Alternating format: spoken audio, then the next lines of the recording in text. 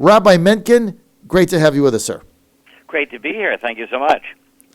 Yes. Now, Rabbi, you guys not happy with the letter that went to Israel signed by like 100-something Democrats? What's up? Well, it's not really about not being happy. I mean, I'm laughing at these guys. 106 congressmen of the Democratic Party signing a letter that every second line is simply false. Like, they did not do their research. They didn't even think about the facts. They just decided, we're going to pick on Israel. It was, by the way, happy Thanksgiving. This is supposed to be a time when all Americans get together. And, this is, by the way, kind of like a minority program. You first had the Sheriff Clark. Congratulate to Kara for becoming a business owner, by the way. Mm-hmm. Thank you. Yeah, thank you so much. Because I was somebody made me install his app last time I was on. That was me. Yeah, it works. So I'm listening because I was, No, she's that's Sheriff right. Kara gets on and says that she became a business owner. And by the way, let's forget about minority business owner. Right. We're all Americans here. Right. She's a business owner, and it's fantastic. Right. And and I told her join the club, but the idea here is that, we'd be very, very happy to have less talk about Israel when talking about Israel sounds like this. All right, so what is the problem here? You got 106 Democrats signing this letter. What's their beef? Well, let's walk it through. I mean, Okay. because basically they're saying that the president was wrong, that Mike Pompeo was wrong to put an end to this Obama idea that it's illegal for Israel to have homes in what was territory previously occupied by Jordan. This is not occupied territory. It is disputed territory. Mm-hmm. And this is not your garden variety lie. They say it's a violation of the Fourth Geneva Convention Right. for Israelis to be living there. Let's understand that Jews were living there for thousands of years continuously. In 1929, there was a massacre over there, and the Arabs pushed them out of part of the territory. And in 1948, when Jordan took control of that territory illegally, they pushed the Jews out at gunpoint, literally. People were ethnically cleansed out of their homes, and Democrats are claiming it's a violation of the Fourth Geneva Convention for people to move back. So what kind of vile person would say such a thing? Who would imagine such a thing? Are they completely unaware of historical reality, or are they bigoted? Because these are the two options. Mm-hmm. And again, I'm not angry about it. It's just like it's amusing. These guys should be very embarrassed that they would sign a letter like that. Well, what is their goal? Their goal is to demonize the idea of Jews living in the West Bank, Judea and Samaria. By the way, don't call it the West Bank. That is the diminutive that the Jordanians put on it in 1948. The area is called Judea and Samaria. Now tell me that Jews shouldn't be living in a place called Judea. Well, that doesn't make any sense. And it doesn't matter the reality. They say that they should not have moved the U.S. Embassy until there was an agreement. If you read the Jerusalem Embassy Act, it says to the contrary. The reason why you move the embassy is because it's Israel's capital and Jews have lived there for 3,000 years. It requires no agreement. That's the Jerusalem Embassy Act. They don't care about U.S. law. This whole impeachment scandal and nonsense, it's all about, we're only going to require the president observe U.S. law when we want him to. Unbelievable. It's crazy. Unbelievable. And, this idea that there's demolition of Palestinian homes to make way for the settlements, completely false. Absolutely a lie. There's a whole Arab city called Rawabi that's under construction right now. 4,000 people already live there. Nonsense. And and here's the clincher. How dare the Trump administration stop providing aid to UNRWA and the Palestinian Authority? Well, guess what? There's something called the Taylor Force Act and the Anti-Terrorism Clarification Act. And by the way, here's a case where I would actually recommend people go to our website Read the press release because we put in links to all these documents so people can do the research themselves. CoalitionForJewishValues.org, the first thing you will see is the press release about this, which has links to our letter, to Levin's letter, to all of the various documents, including the Taylor-Force Act and the Anti-Terrorism Clarification Act, both of 2018. This is recent law, which says we're not going to give money to be spent on acts of terrorism. Imagine this. 106 Democrats sign a letter that claim that human rights demand that the United States resume giving aid to be spent on acts of terrorism. Crazy. Absolutely insane. All right, I've got a text here. Actually, it's a tweet from one of our listeners who said, "Could you ask the rabbi, did any of Virginia Democrats sign that, specifically Representative Spanberger, Lawyer, or Wexton, the new freshman?" I have to admit, no, I looked for it. I looked, and I did not see that. I do not think Spanberger signed it. I don't know about the other two. Mm-hmm. But... Mm-hmm. And what are they? I tell you what. Looking at this,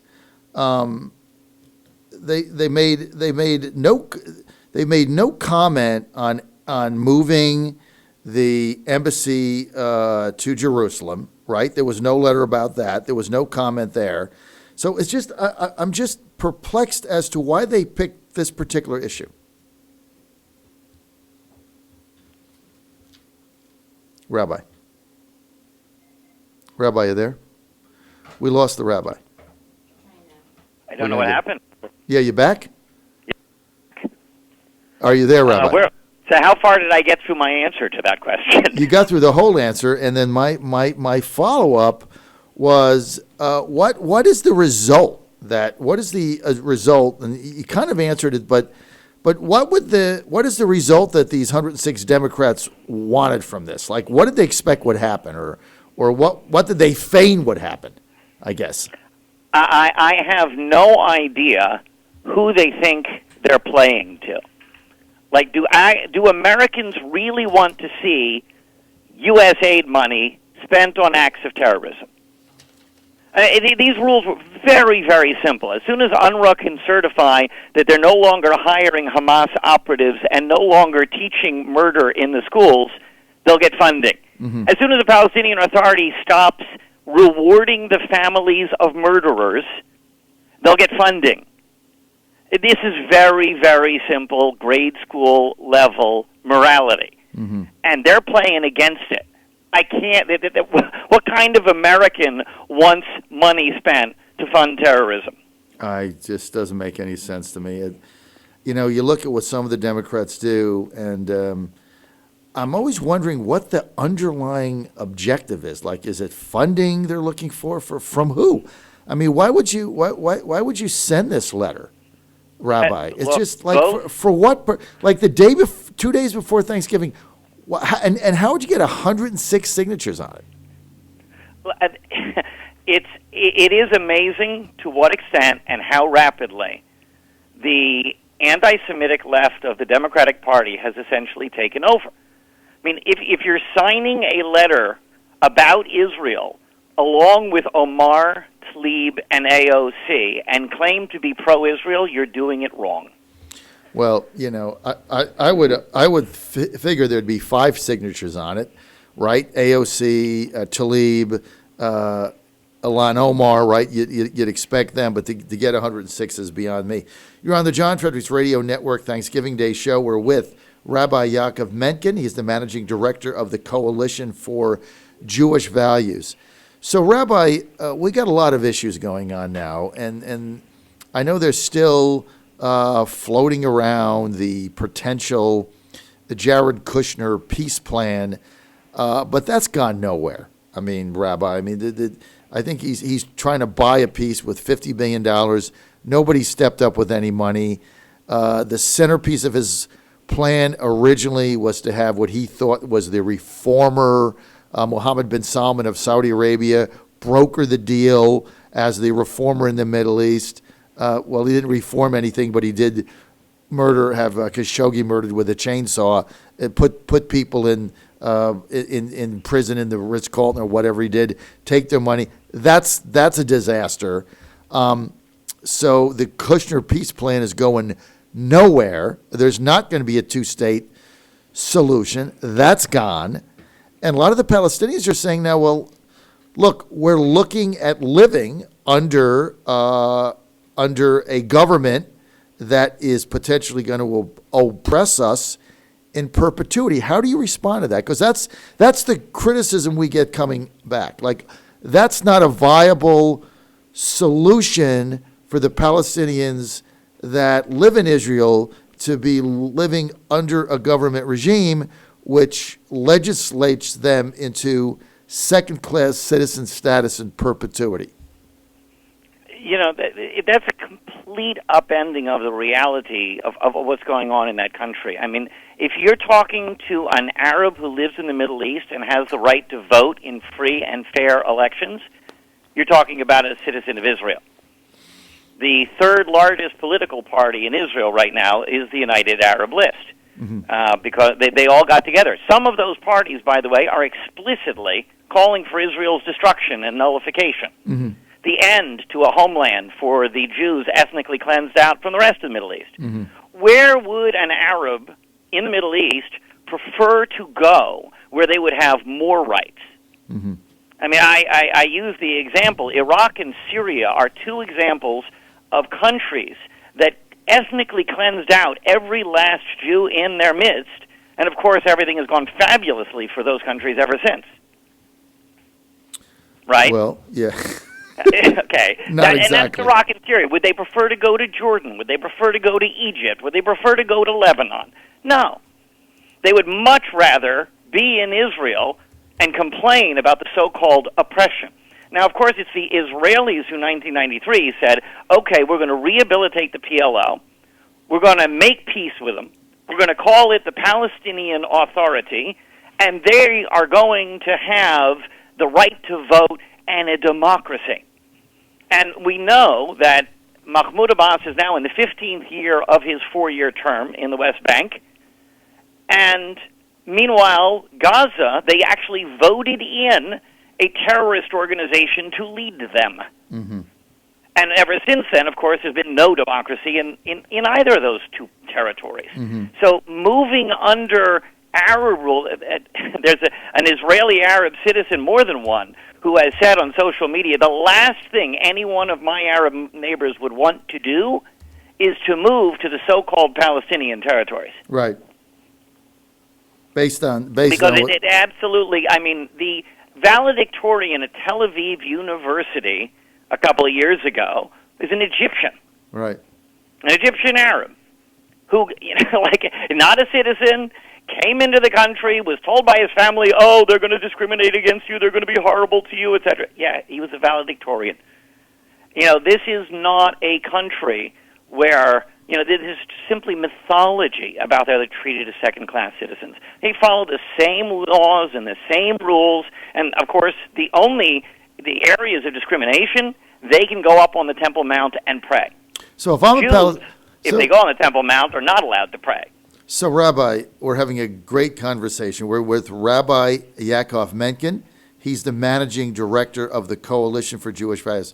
So, if I'm a Palestinian and I am living in Israel, and I'm 24 years old, or 19 or 20, I'm young, and I have now come to the realization that there is not going to be a two-state solution. And for the rest of my life, I am not going to have a separate state of Palestine. It is not going to happen, right? And I come to that realization. What do I do? Well, the first thing is, if you want to actually complete a two-state solution, you're going to work on getting the Palestinian leadership to actually want peace. You're not going to have a Palestinian Central Council that says, no, there can be no recognition of Israel. We cannot have a Hamas leadership explicitly calling for genocide, finishing Hitler's job. We cannot, think about this for a minute. Gaza is ruled by an organization that says we want to finish Hitler's job, and people blame Israel for not letting more of them into their country. This is, how many murders do you want to see happen is the bottom line on an argument like that. So this Palestinian 24-year-old, first of all, he can start his own business. He can join a business. He can work for whomever he wishes. He can vote in free and fair elections. He can go where he wants, party where he wants, and, by the way, love whom he wants, and not get arrested or thrown from a rooftop or dragged through the street. So, again, he's hugely far ahead of anybody else in the Middle East. The only thing that he's dealing with that he calls oppressive, quote-unquote, is that it is a Jewish-majority country. That's not so terrible when you look at what happens in that country.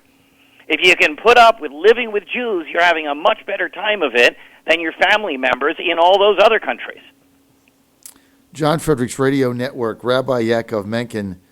Great answer, by the way, and very accurate. Managing Director, Coalition for Jewish Values in Baltimore, right? That's where you are? Baltimore, indeed. Home of the AFC leading Ravens, right? All right, we're not going to mention my son reminds me of that constantly, yes. We're not going to mention the Orioles. Let me ask you this. Benjamin Netanyahu, your prime minister, indicted, or what was he, a charge, or what's going to happen there? It really is kind of similar to Trump in my eyes. Really? The complaint is, he accepted some cigars, etc. This is garden variety stuff that they've turned into a federal crime. I mean, and the thing is, the Israelis have done this before. There's a politician named Aryeh Deri who was from one of the religious parties on the right wing. Yeah. And he went to jail for a couple of years because of similar charges for... Now, I'm not telling you that what he did was legal. I'm telling you he did what everybody else did from every other party. Right. This is nothing... And it's not like they have a real crime to pin him on, in my view.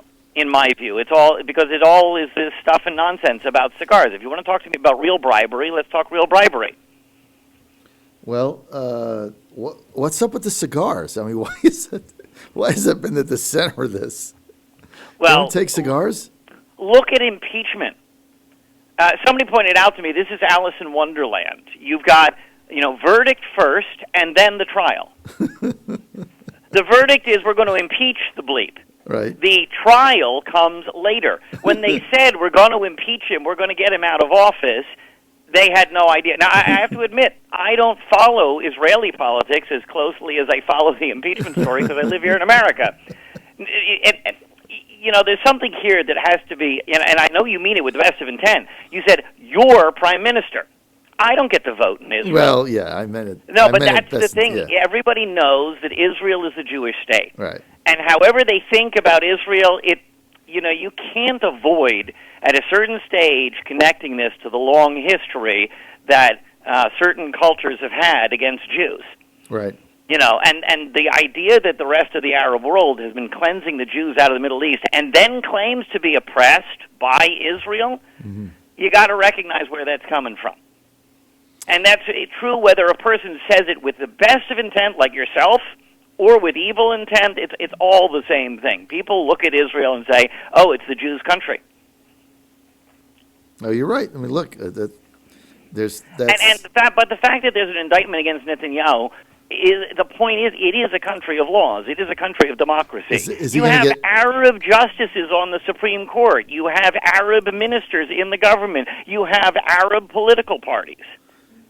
By the way, the Arab ministers in the government are members of the so-called Jewish parties, because even the Jewish parties are integrated. Is Netanyahu going to get exonerated? What Israel is going to say is more up in the air. I actually think he's in more risk than Trump is. Right. But I say that because I don't really know. And, of course, it looks like they're going to stumble into third elections because they can't break this deadlock. Mm-hmm. And, by the way, the only gap between the new blue and white party and Netanyahu and the Likud seems to be whether or not they like Netanyahu and whether or not they like his religious allies. Like that's the whole argument between these two parties. Neither of these parties recognizes moving forward with a two-state solution when the so-called leader of the other country refuses to call elections and continues paying generous payments to families of murderers. And these are people who they didn't go up against soldiers or anything like that. Oh, no, they went into a synagogue and butchered people who were there praying. Mm-hmm. I just actually got a book written by a friend, an old friend of mine, but it's called Living On, Messages, Memories, and Miracles from the Har Nof Massacre. Mm-hmm. And it's got a picture on the back of the 4 rabbis who were murdered by a pair who were then promptly praised by Mahmoud Abbas. Mm-hmm. This is the guy we're supposed to make peace with? He's glorifying murderers. What? Again, imagine such a person in the U.S. Congress. Would he get anywhere? No, and wasn't Abbas supposed to run for 1 or 2 terms, and what's he been there since the 90s? I mean, how long has he been there? 15th year of a 4-year term. Yeah, 15th year of a 4-year term. So, it sounds a little fishy, but I remember when he ascended to there, and he said, 1 term, 4 years, and he's been there for 15, and it's not like he's gotten reelected 4 times. There's been no elections, right? He refuses to call elections. He just dismantled the council because president for life. He knew he wouldn't win. It's president for life. That would be like Trump. There's a lot of countries that have a president for life. Have you noticed at the UN that any country declaring itself a democracy or a republic isn't? The Democratic Republic of Korea, the Islamic Republic of Iran, anything calling itself as having those things, and so they have a president for life. Rabbi, I got to go. They just want to blame. They find the anti-Israel movement could not care about the idea that a Palestinian bears some responsibility for actually making peace. Rabbi Menken, I got to take off. Happy Thanksgiving. Always one of the best segments we have. Rabbi Yaakov Menken, Managing Director, Coalition for Jewish Values, and a very long-time contributor to the John Fredericks Radio Network. It's always good to have you on, Rabbi, and get your very unique, passionate, and informed perspective. Thank you, sir. Happy Thanksgiving to you and yours. Thank you so much. Rabbi Menken. Plus, you always make me laugh. John Fredericks Radio Network.